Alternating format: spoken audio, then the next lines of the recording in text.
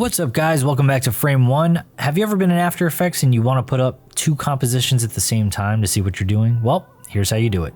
You basically go up to the top and click that lock button. Next thing you got to do is just pick the next comp you want to see, grab it from the tabs at the top and drag it over to the right so that you can create two windows.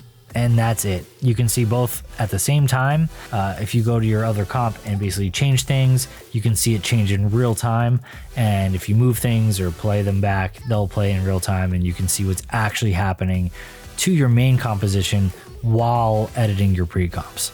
And that's it. It's that easy. The only other thing you need to know how to do is to disable this when you're done. So basically all you have to do is just close out the other comp on the right with the X and then uncheck the lock on the left one and you're back to normal. That's it guys. If you like this video, leave me a like, comment, subscribe. Fastest tutorial on earth. Hope this helped you out.